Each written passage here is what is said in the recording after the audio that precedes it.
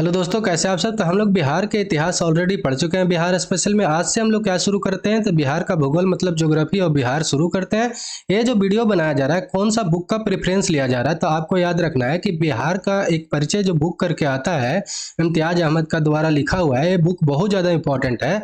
हम तो सलाह देंगे कि अगर आपके पास समय है तो आप यही बुक को पढ़िएगा, अगर लेकिन समय नहीं है तो बिहार के जो स्पेशल के लिए एडिटोरिया एक बिहार तत्संग्रह करके बुक आता है, इसको पढ़िएगा। साथ ही साथ क्या करना है कि इसका वीडियो देखना है। ये जो वीडियो बनाया जा रहा है ये दोनों बुक का एक तरह से निचोड़ है। अगर इसका पीडीएफ बोलिएगा तो हम डाल देंगे डिस्क्रिप्शन में, ठीक है। कमेंट कर दीजिएगा, डिस्क्रिप्शन में डाल दिया जाएगा।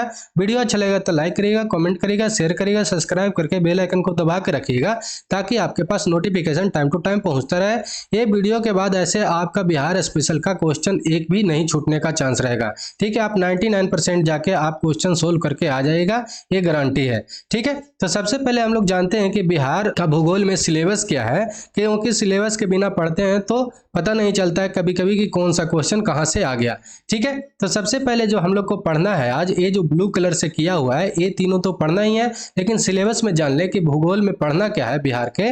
तो आपका पढ़ना है बिहार का भौतिक विभाजन, बिहार की जलवायु, बिहार में कृषि जलवायु क्षेत्र पढ़ना है, बिहार के अपवाह तंत्र पढ़ना है, बिहार की नदी घाटी परियोजना पढ़ना है, जल प्रपात पढ़ना है, बिहार की मिट्टी पढ़ना है, बिहार के वन एवं वन्य जीव कैसा है वो पढ़ना है, बिहार के वन्य जीव अभ्यारण्य पढ़ना है, और वन स्थिति रिपोर्ट जो तत्कालीन 2021 का आया है। हम लोग जानते हैं कि वन स्थिति रिपोर्ट कितना साल पे आता है, 2 साल पे आता है। अभी 2023 वाला नहीं आया, उसके जगह पर किसको पढ़ के रखना है तो 2021 वाला को पढ़ के रखना है। और बिहार में आपदा प्रबंधन कैसा है, इतना है जो ज्योग्राफी का अपना सिलेबस है बिहार स्पेशल का।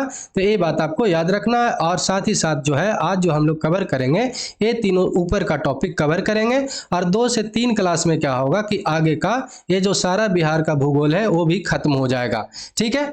तो चलिए आज का जो हम लोग को शुरू करते हैं बिहार के भौतिक विभाजन। और सबसे पहले बिहार के बारे में कुछ जान लेते हैं। तो बिहार की भौगोलिक रूप जो है एक मैदानी राज्य है। यह जो है क्या है, गंगा के मैदानी क्षेत्र में एक समृद्ध राज्य स्थित है। तो ये बात आपको याद रखना है, ठीक है। कृषि के पर्पज से बहुत ज्यादा समृद्ध राज्य है बिहार। और दूसरा का याद रखना है कि ये जो है नेपाल की तराई वाले क्षेत्र से विंध्य पहाड़ी और धरवार के जो चट्टानी क्षेत्र है वहां तक इसके विस्तृति है। और बिहार के बारे में अगर पूछ ले कि भारत में कहां पर स्थिति है, कौन सा क्षेत्र में है, तो आपके पूर्वी क्षेत्र में बिहार जो है अवस्थित है भारत में, ठीक है। भौगोलिक रूप से इसको 3 भागों में बांटा गया है, मतलब बिहार का भौतिक विभाजन जो है इसका 3 भागों में बांटा गया है। कौन कौन सा, तो एक है पर्वतीय या तराई क्षेत्र वाला, दूसरा है मैदानी क्षेत्र वाला, तीसरा है पठारी क्षेत्र वाला। पर्वतीय या तराई का उपवर्ग में देखें तो सुमेश्वर की पहाड़ी है, सुमेश्वर की श्रेणी है, और दूसरा कौन सा है, रामनगर दून है, और तीसरा इसमें दून घाटी है। मैदानी क्षेत्र में जो है कौन सा है, उत्तरी गंगा का मैदान है और दक्षिणी गंगा का मैदान है। और पठारी क्षेत्र में कौन सा है तो धरवाड़ चट्टान है और विंध्यन चट्टान है। तो ये बात आपको याद रखना है। मैप पर अगर इसको देखिएगा तो क्या है कि जियोलॉजी ऑफ बिहार में जाते हैं तो आपका टर्सरी रॉक है जो आपका कौन सा है, मतलब कि सोमेश्वर दून रामनगर वाला क्षेत्र जो कहां पे है, तो आपका कहां पे है, तो ये बात याद रखना है। पश्चिमी चंपारण में ऊपर वाला जो ये अभी लाइन बनाए थे ये वाला जो है आपका कौन सा है तो सोमेश्वर श्रेणी है, बीच में कौन सा है तो आपका दून घाटी है, और सबसे नीचे कौन सा है तो आपका रामनगर दून है, ठीक है। दूसरी बात क्या याद रखना है कि ये जो है आपका न्यू फोल्ड माउंटेन मतलब शिवालिक का भाग है। हम लोग जानते हैं जो हिमालय है न्यू मोरदार पर्वत है, न्यू फोल्ड माउंटेन का बना हुआ है, और ये जो हिमालय का शिवालिक का भाग है, ये बात आपको याद रखना है। दूसरा हम लोग जानते हैं कि क्वाटरनरी रॉक है, क्वाटरनरी रॉक जो है मैदानी क्षेत्र को कहते हैं बिहार का, और ये जो है करीब करीब 96% जो है एरिया को कवर करता है। और तीसरा जो है विंध्यन क्षेत्र है, विंध्यन रॉक जो है किस क्षेत्र में पड़ता है तो आपका कैमूर और रोहतास वाले क्षेत्र में पड़ता है विंध्यन वाला। चौथा क्षेत्र आपका धरवार क्षेत्र है, तो चौथा वाला कहां पे पाया जाता है तो गया, नवादा, मुंगेर, जमुई वाला क्षेत्र में पाया जाता है। तो इतना बात आपको याद रखना है, ठीक है। सबसे पहले हम लोग बिहार की स्थिति के बारे में पढ़ लेते हैं कि बिहार स्थित कहां पे है, बिहार के चारों तरफ क्या क्या है। तो बिहार के ऊपर में मतलब कि नॉर्थ में नेपाल है जो एक इंटरनेशनल बाउंड्री टच करता है। और सबसे पहले इसमें जानते हैं कि जो ये जो नेपाल से जो आपका बाउंड्री टच टच करता है इसको हम लोग क्या बोलते हैं कि तराई वाला क्षेत्र बोलते हैं। लेकिन मुख्य रूप से तराई वाला पर्वतीय क्षेत्र कौन सा पड़ता है, तो आपका वेस्ट चंपारण आता है। नेपाल से कितना डिस्ट्रिक्ट बाउंड्री टच करता है, तो ये बात आपको याद रखना है, 7 करता है। कौन कौन करता है, तो आपका पश्चिमी चंपारण करता है, पूर्वी चंपारण करता है, सीतामढ़ी करता है, मधुबनी करता है, सुपौल करता है, अररिया करता है और किशनगंज करता है। किशनगंज जो है बिहार का सबसे पूर्वी जिला है और ये जो इकलौता ऐसा जिला है जो नेपाल और वेस्ट बंगाल दोनों से बाउंड्री टच करता है। यहाँ पे सबसे ज्यादा बिहार में बारिश होता है, कितना होता है, तो 205 सेंटीमीटर होता है। ठीक है, ये बात आपको याद रखना है। सबसे पश्चिमी जिला पूछ ले तो आपको याद रखना है कि कैमूर है, और सबसे उत्तरी जिला कौन सा है, तो आपका वेस्ट चंपारण पश्चिमी चंपारण है। सबसे दक्षिणी जिला पूछ ले तो आपको गया बताना है। ठीक है, दूसरा बात इसमें क्या याद रखना है कि उत्तर प्रदेश से कितना बाउंड्री टच करता है डिस्ट्रिक्ट, तो 8 करता है, और झारखंड से भी कितना करता है, तो 8 ही करता है। 68वीं में क्वेश्चन पूछा हुआ है कि बिहार के जिला की संख्या कौन स्टेट से सबसे ज्यादा टच करता है, तो वहां पे उत्तर प्रदेश और झारखंड दोनों दिया हुआ था, तो उसका उत्तर जो होता 1 से अधिक होता। तो उत्तर प्रदेश से कौन कौन सा बाउंड्री टच करता है, तो देख लेते हैं। तो सबसे पहले क्या करता है कि यहाँ पे थोड़ा सा रोहतास है जो बाउंड्री टच करता है, तो सबसे पहले कौन सा करता है, रोहतास करता है, फिर कैमूर करता है, आपका बक्सर करता है, आरा करता है, आपका छपरा करता है, फिर कौन करता है, तो आपका सिवान करता है, गोपालगंज करता है और आपका पश्चिमी चंपारण करता है। अब पश्चिमी चंपारण एक इकलौता ऐसा डिस्ट्रिक्ट है जो कहां से बाउंड्री टच करता है, आपका इधर नेपाल से भी करता है और इधर उत्तर प्रदेश से भी करता है। झारखंड से कौन कौन सा बाउंड्री टच करता है, तो जान लेते हैं। तो रोहतास करता है, औरंगाबाद करता है, गया करता है, नवादा करता है, जमुई करता है, आपका बांका करता है, भागलपुर करता है और कटिहार करता है। और आपका वेस्ट बंगाल से देख लेते हैं कि बाउंड्री टच कौन कौन सा करता है, तो कैमूर करता है, पूर्णिया करता है और आपका कौन सा करता है, तो आपका किशनगंज करता है। ठीक है, और कटिहार एक ऐसा डिस्ट्रिक्ट है जो आपका वेस्ट बंगाल और कहां से करता है, वेस्ट बंगाल और आपका झारखंड दोनों से बाउंड्री टच करता है कटिहार। तो इतना बात आपको याद रखना चाहिए बिहार के बारे में। ठीक है, बिहार के बीच बीच से क्या हुआ है कि लगभग बीच बीच से क्या है कि गंगा नदी गुजरती है जो बिहार को ऊपरी भाग को उत्तरी गंगा के मैदान में बांटती है, दक्षिणी भाग को निचली भाग को क्या चीज में बांटता है, तो दक्षिणी गंगा के मैदान के भाग में बांटती है। बिहार में गंगा कहां पे प्रवेश करता है, तो बक्सर में करता है, चौसा के पास। ये बात याद रखिएगा, चौसा के पास बक्सर में करता है। दूसरा बात क्या याद रखना है कि गंगा जो नदी है 12 डिस्ट्रिक्ट से क्या होता है कि गुजरती है। ठीक है, लगभग 445 किलोमीटर ये दूरी तय करता है बिहार में, ये बात आपको याद रखना है। ठीक है, जब नदी पढ़ेंगे तो इसके बारे में ज्यादा पढ़ लेंगे सब कुछ। तो सबसे पहले जो डिवीजन किए हैं उसमें हम लोग को पढ़ना है पर्वतीय क्षेत्र या तराई वाला क्षेत्र पढ़ना है। तो पर्वतीय या तराई वाला क्षेत्र जो है उत्तर पश्चिम बिहार का भाग है जो हिमालय पर्वत के शिवालिक श्रेणी के भाग में अवस्थित है।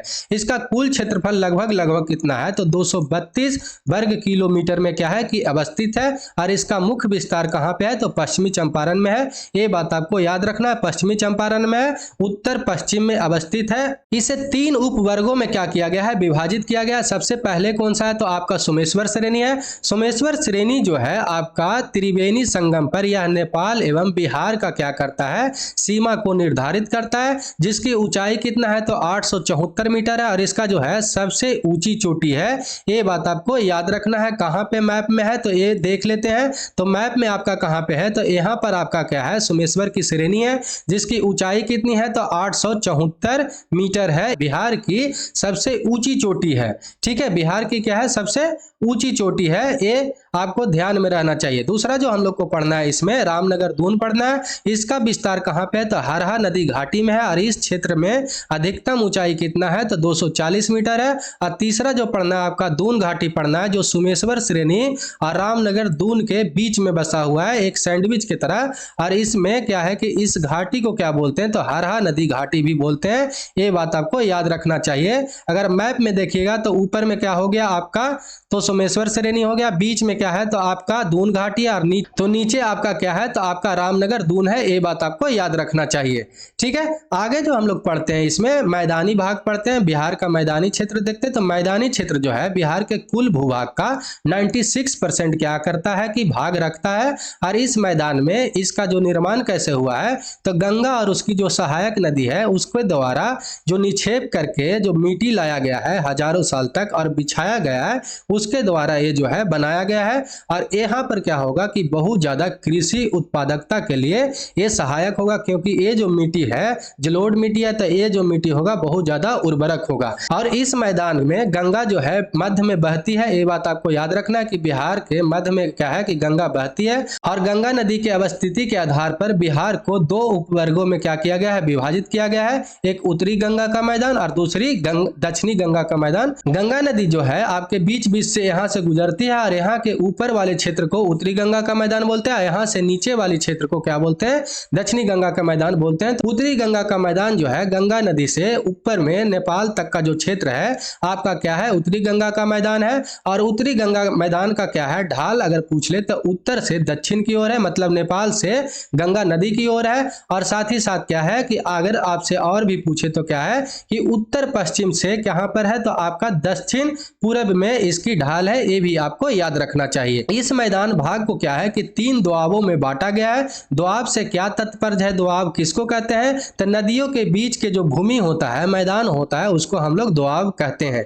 ये सभी दोआब क्षेत्र अपने जलोढ़ मृदा को क्या करता है, लाता है, जो बहुत ज्यादा उर्वरकता उसमें होता है, और जो है उर्वरकता के लिए क्या होता है, प्रसिद्ध होता है। दूसरा क्या है, हम लोग जानते हैं कि 3 दोआबों में जो बांटा गया है कौन कौन सा है, तो घाघरा और गंडक दोआब है, गंडक और कोसी दोआब है, कोसी और महानंदा दोआब है। आगे हम लोग पढ़ते हैं दक्षिणी गंगा का मैदान जो दूसरा है। तो दक्षिणी गंगा का मैदान कौन सा है, तो आपको याद रखना है कि गंगा नदी से जो दक्षिण के झारखंड तक जो क्षेत्र आता है उसको दक्षिणी गंगा का मैदान बोलते हैं, और उत्तरी गंगा के मैदान की तुलना में इसका आकार क्या है, छोटा है। इसका जो निर्माण है गंगा नदी के अतिरिक्त क्या है, पठारी नदियों के निक्षेप के द्वारा बना हुआ। इसको भी 3 उपवर्गों में बांटा गया है। कौन कौन सा है, तो आपका गंगा सोन का दोआब है, मगध का मैदान है, अंग का मैदान है। ये बात आपको याद रखना है।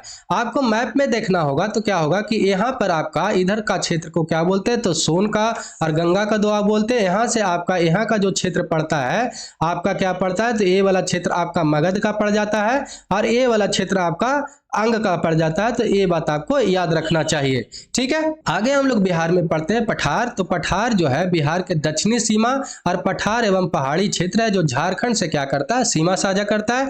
और दक्षिण में स्थित पठारी जो क्षेत्र है उसको 2 क्रम के चट्टान वहां पे पाया जाता है। पहला जो पाया जाता है आपका धरवार चट्टान पाया जाता है, जो कहाँ पाया जाता है, मुंगेर, जमुई, नवादा, गया में। अगर मैप पर देखिएगा तो कहाँ पे, मुंगेर, जमुई, नवादा और गया वाले क्षेत्र में पाया जाता है। कुछ औरंगाबाद क्षेत्र में भी पाया जाता है। और आपका दूसरा क्या है कि बिंध्य वाला चट्टान है। तो बिंध्य वाला चट्टान कहाँ पे पाया जाता है, तो कैमूर और रोहतास में पाया जाता है। कहाँ पे, तो कैमूर और रोहतास वाले क्षेत्र में पाया जाता है। अगर मैप पर देखिएगा तो ये वाला आपका क्या है कि बिंध्य वाला क्षेत्र है, और ये वाला आपका क्षेत्र का है तो धारवाड़ वाला क्षेत्र है। तो ये बात आपको याद रखना चाहिए। मैप देखना ज्योग्राफी में बहुत ज्यादा इंपॉर्टेंट है। अन्य महत्वपूर्ण तथ्य के बारे में जाने तो क्या है कि बिहार के जो उत्तरी गंगा का मैदान है प्राकृतिक रूप से जलमग्न निम्न भूमि है, इसको चौर या मन कहा जाता है। आगे जो हम लोग पढ़ते हैं दियारा प्रदेश। दियारा प्रदेश क्या है, बहुत ज्यादा इंपॉर्टेंट है, बार बार क्वेश्चन पूछते रहता है। तो गंगा के मैदानी जो भाग है, बाढ़ का जो क्षेत्र में बनने वाला विशेष आकृति होता है उसको क्या बोलते हैं, दियारा क्षेत्र बोलते हैं, दियारा प्रदेश बोलते हैं। बाढ़ से बनने वाला क्या होता है, जो विशेष आकृति होता है उसको। उत्तरी गंगा के मैदान में कई मन और चौर है जिसको गोखुर झीलों के रूप में भी पाया जाता है। गोखुर झील का निर्माण कैसे होता है ये भी हम लोग देख लेते हैं। तो हम लोग जानते हैं कि जब प्लेन एरिया पर नदी आती है तो अपना जो धारा है ऐसे ऐसे करके वो चलती है, लेकिन क्या होता है कि कभी कभी नदी में बहाव ज्यादा होने के कारण ये जो पुराना धारा था उसको छोड़कर नदी जो है नई धारा बना लेती है, और ये जो है नई पुरानी धारा जो होता है वो कट जाता है और कट के रह जाता है, और इसमें पानी भी जमा रह जाता है। और पानी जब जमा रह जाता है तो इसी को क्या बोलते हैं, गोखुर झील बोलते हैं। ये बात आपको याद रखना है। गोखुर झील इसलिए बोलते हैं क्योंकि ये बैल के पैर के खूर के तरह होता है, इसीलिए इसको गोखुर झील या ऑक्सबो लेक बोलते हैं। ये बात आपको याद रखना है, ऑक्सबो लेक। अगर आपको पढ़ना हो ज्यादा तो आप 9th क्लास के 3रा चैप्टर में ज्योग्राफी में जाइएगा तो वहां पर इसको समझाया गया है, और भी अच्छा से देख लीजिएगा, ठीक है। लेकिन साथ ही साथ क्या है कि बिहार में गोखुर झील कौन सा है सबसे प्रसिद्ध, तो आपको याद रखना है कांवर लेक है, जो एक रामसर साइट है। कहां पे है, तो आपका बेगूसराय डिस्ट्रिक्ट में है, ठीक। बहुत ज्यादा इंपॉर्टेंट है, वहां से क्वेश्चन बनते रहता है। दूसरा जो हम लोग इसमें पढ़ते हैं क्या है कि दक्षिणी गंगा के मैदान में तटबंध से लगे दक्षिण की ओर गहराई वाले क्षेत्र को क्या बोलते हैं, तो टाल कहा जाता है। और उत्तरी गंगा के मैदान के बाढ़ की विभीषिका के लिए प्रसिद्ध है। ये बात आपको याद रखना चाहिए। आगे हम लोग जान लेते हैं कि जो धरवार है, बिंद है, टरसरी है, क्वाटरनरी है, इसका निर्माण काल कब हुआ था, 21 क्षेत्र में पाया जाता है और इसकी विशेषताएं क्या क्या है। तो सबसे पहले हम लोग पढ़ते हैं धरवार। तो धरवार का निर्माण काल कब है, तो प्री कैरेबियन है। और कौन सा क्षेत्र में पढ़ते हैं, तो देखे अभी कि जमुई, मुंगेर, नवादा, गया, राजगीर, ये सब वाले क्षेत्र में है। और इसका जो विशेषता क्या है कि बिहार में सबसे प्राचीन पहाड़ी क्षेत्र यही है। ठीक है, आपका धरवार वाला।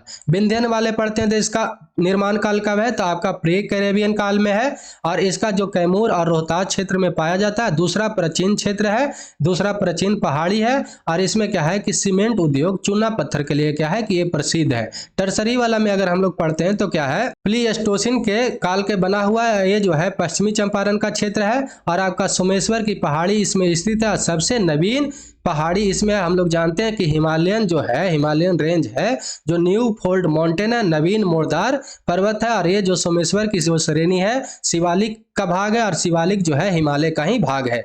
ठीक है, आगे हम लोग पढ़ते हैं क्वाटरनरी। तो क्वाटरनरी जो है प्लीस्टोसिन और होलोसिन के निर्माण काल में बना है। जो गंगा का मैदान आता है, गंगा का मैदान सबसे बड़ा है बिहार में, जो 96% का क्या करता है, वेटेज रखता है। और इसमें क्या है कि यहाँ जो है भाग जो है अधिकांशतः मैदानी भाग है और कृषि के लिए क्या है, बहुत ज्यादा उपयुक्त है। ठीक है, ये वाला आपका गंगा का मैदान हो गया, ये वाला आपका धरवार हो गया, और ये वाला भी आपका क्या हो गया, विंध्यन हो गया। और ये वाला आपका न्यू फोल्ड माउंटेन जो हम लोग पढ़े थे, टरसरी रॉक वाला। ठीक, आगे जो हम लोग को टॉपिक पढ़ना है बिहार की जलवायु। तो सबसे पहले जलवायु के बारे में जानते हैं। तो कहता है कि किसी भी क्षेत्र में दीर्घकालिक मौसम में औसत दशाओं को क्या बोलते हैं, हम लोग जलवायु कहते हैं। जलवायु जो होगा क्या होगा कि बहुत सालों के बाद उसमें चेंज आएगा। मौसम जो है 2-3 महीना में चेंज हो सकता है, लेकिन जो जलवायु जो है क्या है कि दशकों बाद, 100 साल बाद क्या होता है कि चेंज होता है। जैसे कि अभी ग्लोबल वार्मिंग के कारण टेम्परेचर बढ़ रहा है, जलवायु में परिवर्तन हो रहा है। बिहार की जलवायु अगर कैसा है पूछ ले तो आपको याद रखना है कि उपोष्ण कटिबंधीय मानसून जलवायु है। और किसी भी क्षेत्र के जलवायु को प्रभावित करने का विभिन्न कारक होता है। वो विभिन्न कारक कौन कौन सा है बिहार के लिए, तो आपको याद रखना अक्षांशीय स्थिति है, बंगाल की खाड़ी से दूरी है। मतलब पहले तो जानना है कि यहाँ पे बंगाल की खाड़ी है, तो बंगाल की खाड़ी से जैसे जैसे दूरी बढ़ेगा ना, समुद्र के दूरी से जैसे जैसे दूरी बढ़ता है किसी क्षेत्र का, वहां पे तो सबसे पहले क्या होता है कि बारिश कम होता है। ये बात याद रखना। टेम्परेचर में भी क्या होता है, डिफरेंस होता है। तो बंगाल की खाड़ी से दूरी होने के कारण, मानसून के प्रभाव होने का कारण, उत्तर में हिमालय की अवस्थिति के कारण, हम लोग जानते हैं कि अगर यहाँ पे हिमालय नहीं होता, हिमालय अगर नहीं होता तो क्या होता कि इधर का सारा जो साइबेरिया का हवा है, ठंडा हवा उत्तर बिहार में, और क्या होता कि बिहार के क्षेत्र में और उत्तरी जो भारत है वहां प्रवेश कर जाता, बहुत ज्यादा ठंडा पड़ता। और जो भारत के उत्तरी क्षेत्र में जो बारिश होता है इतना, वो भी नहीं होता। ठीक है, और बिहार में भी नहीं होता साथ ही साथ। और आगे जो इसमें क्या है, कौन सा प्रभाव डालता है, तो आपका उचावच इत्यादि के कारण क्या होता है, जलवायु को प्रभावित करता है। ये बात आपको याद रखना चाहिए। आगे हम लोग इसमें देखते हैं तो क्या है कि उत्तरी भाग बिहार के और दक्षिणी भाग को भौगोलिक दशाओं में अंतर करने के लिए क्या है, अंतर होने के कारण बहुत सारे भूगोलविदताओं ने क्या किए हैं कि बिहार की जलवायु को अलग अलग प्रकार से वर्गीकरण किए हैं। इसमें कोपेन जो है बहुत ज्यादा इंपॉर्टेंट है। तो कोपेन जो है उत्तरी बिहार को CWG संकेत किए हैं, संकेत याद रखिएगा। और दक्षिणी बिहार को AW में संकेत किए हैं। ट्रिवार्था के अनुसार से उत्तरी बिहार को CAW और दक्षिणी बिहार को AW में क्या किए हैं, संकेत किए हैं। और थॉर्नबेट के अनुसार से उत्तरी पश्चिमी जो संकीर्ण क्षेत्र है CBW और शेष बिहार को CAW के बारे में संकेत किए हैं। तो ये बात आपको याद रखना है, जिसमें सबसे इंपॉर्टेंट क्या है, कोपेन है। यहां से क्वेश्चन ऑलरेडी BPSC पूछ भी लिया है। ठीक है, आगे हम लोग पढ़ते हैं बिहार में समानता क्या है कि 3 ऋतु है। उत्तरी भारत में क्या है, समानता 3 ऋतु पाए जाते हैं। तो पहला जो है आपका ग्रीष्म ऋतु है। तो सबसे पहले हम लोग पढ़ते हैं ग्रीष्म ऋतु के बारे में। तो जब क्या होता है कि सूर्य जो है उत्तरायण की स्थिति में होता है तो तापमान क्या होता है, सबसे सबसे अधिक होता है। ठीक है, अधिक होता है तो क्या होता है कि हम लोग जानते हैं कि अधिक होगा तो मॉइस्चर क्या होगा, हवा में कम जाएगा, नमी कम जाएगा, जिससे वायु दाब क्या होता है कि कम हो जाता है, कम आने लगता है। और ये जो है ऐसी स्थिति कब बनता है, तो मार्च से मध्य जून के समय ऐसी स्थिति होती है। ठीक है, इस मौसम में, गर्मी के मौसम में क्या होता है, पश्चिम और मध्य बिहार में गर्म हवाएं चलती हैं, उसको क्या बोलते हैं हम लोग, लू बोलते हैं। ठीक है, इस मौसम में तापमान एवरेज जो है आपका 32 डिग्री सेल्सियस है, लेकिन सबसे गर्म स्थान कौन सा है, तो आपका गया है, जहां पे टेम्परेचर कितना है, तो 47 डिग्री सेल्सियस तक होता है। और यहाँ पर जो है गया जिला जो है आपका सबसे ठंडा जिला भी है।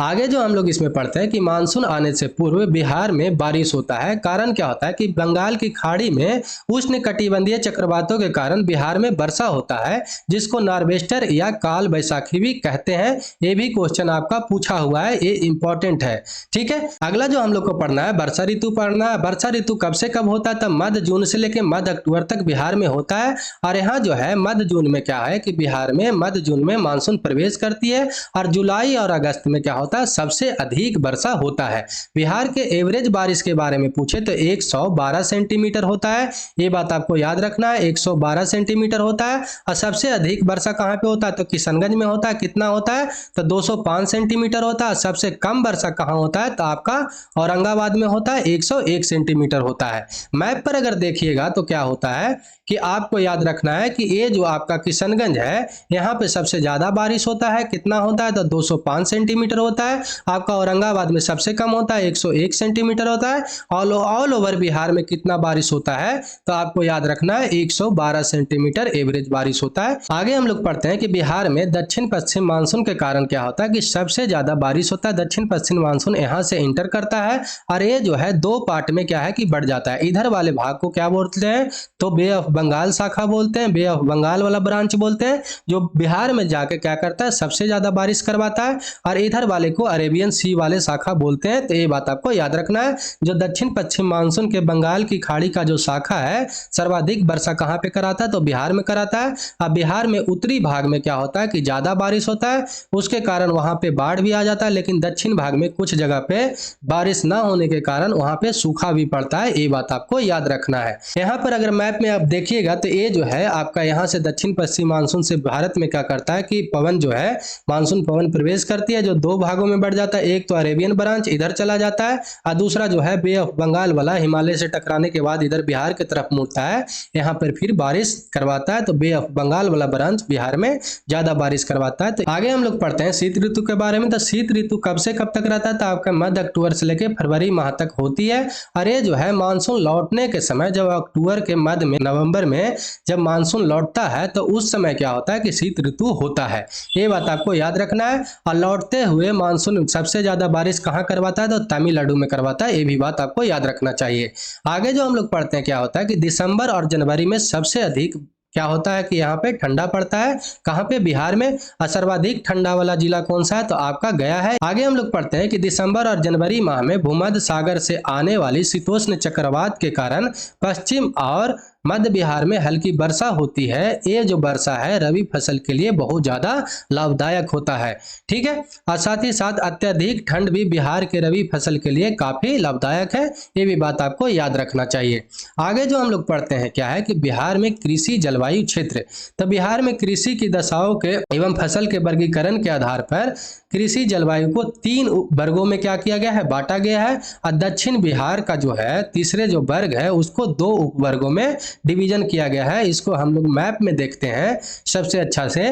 तो क्या है कि पहला डिवीजन ए है, जो आपका इसमें कितना डिस्ट्रिक्ट आता है, तो 13 डिस्ट्रिक्ट आता है। और दूसरा डिवीजन ए है, जो कितना डिस्ट्रिक्ट आता है, तो आपका 8 डिस्ट्रिक्ट आता है। और तीसरा डिवीजन जो आपका है, इस 2 है, जो पहला ए वाला में कितना आता है, तो 11 आता है। और दूसरे वाला में कितना आता है, तो 6 डिस्ट्रिक्ट आता है।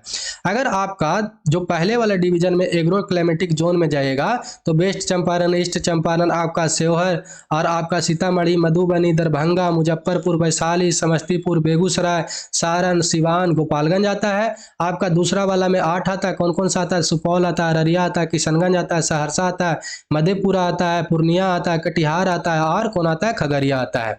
ठीक है, अगर तीसरा वाला के फर्स्ट जोन में जाते हैं तो कैमूर, रोहतास, औरंगाबाद, गया, नवादा, नालंदा, और साथ ही साथ आपका जहानाबाद, अरवल, पटना, और कौन सा है, भोजपुर है, बक्सर है। ठीक है। और तीसरा का दूसरा भाग में कौन सा आता है, तो आपका शेखपुरा एक आता है, दूसरा कौन आता है, लखीसराय, तीसरा आता है जमुई, चौथा आता है मुंगेर, और पांचवा आता है बांका, और छठा आता है कौन सा, आपका भागलपुर। जोन से आप डिस्ट्रिक्ट से बिलोंग करते हैं वो याद रख सकते हैं कौन से जोन में है, और इसको ज्यादा याद नहीं रखना है। ठीक है। आगे पढ़ लेते हैं कि इस जोन की विशेषता क्या है। तो फर्स्ट जोन जो है आपका उत्तर पश्चिम क्षेत्र में पाया जाता है। यहाँ पे मैप में देखिएगा तो ये जो है उत्तर पश्चिम क्षेत्र में है, और इसकी विशेषता क्या है, तो इस क्षेत्र में औसत वर्षा 104 से 145 सेंटीमीटर तक होता है। और यहाँ पर जो है न्यू जलोढ़ मिट्टी पाया जाता है, जिसको खादर मिट्टी बोलते हैं। नदी के द्वारा जो न्यू मिट्टी लाया जाता है बहा के, उसको खादर मिट्टी बोलते हैं। ठीक है। और यहाँ पर मुख्य फसल कौन सा है, तो धान है, गेहूं है, आपका क्या है, मक्का है, गन्ना है, अरहर है, ये सब क्या है, यहाँ की प्रमुख फसल है। आगे इसमें पढ़ते हैं, दूसरा जोन में आते हैं तो उत्तर पूर्व में क्षेत्र में आता है। आपको मैप में देखना है तो ये वाला क्षेत्र क्या है, उत्तर पूर्व क्षेत्र में है। और दूसरा इसमें क्या है कि औसत वर्षा कितना है, तो 120 से 140 सेंटीमीटर तक है। यहाँ के मुख्य फसल कौन सा है, तो जूट है, धान है, चाय है, आपका मक्का है। जूट जो है आपका कौन से क्षेत्र में पाया सबसे ज्यादा उपज होता है, तो आपको याद रखना है किशनगंज और पूर्णिया में सबसे ज्यादा बिहार में जूट होता है। ठीक है। तीसरा जो जोन है आपका दक्षिण वाला है। दक्षिण वाले को 2 डिवीजन में किया गया है, हम लोग जानते हैं। और इस क्षेत्र में जो है औसत वर्षा जो है कम होता है, सबसे कितना होता है, तो आपका 95 से 115 सेंटीमीटर होता है। और यहाँ पे पुरानी जलोढ़ मिट्टी पाया जाता है, उसको क्या बोलते हैं, तो बांगर मिट्टी की बोलते हैं। ये बात आपको याद रखना है, बांगर मिट्टी का यहाँ पे प्रधानता है। यहाँ की मुख्य फसल कौन सा है तीसरा जोन का, तो गेहूं है, दाल है, अरहर है, चना है, आदि है। ये बात आपको याद रखना है। तो चलिए आज के लिए इतना ही। आगे का जो ज्योग्राफी का जो चैप्टर बाकी है, क्या करना है, थोड़े दिन में 1 से 2 दिन में क्या हो जाएगा, खत्म हो जाएगा। वीडियो अच्छा लगा हो तो लाइक करिएगा, कमेंट करिएगा, शेयर करके सब्सक्राइब करके बेल आइकन को दबा के रखिएगा। तो जय हिंद, जय भारत।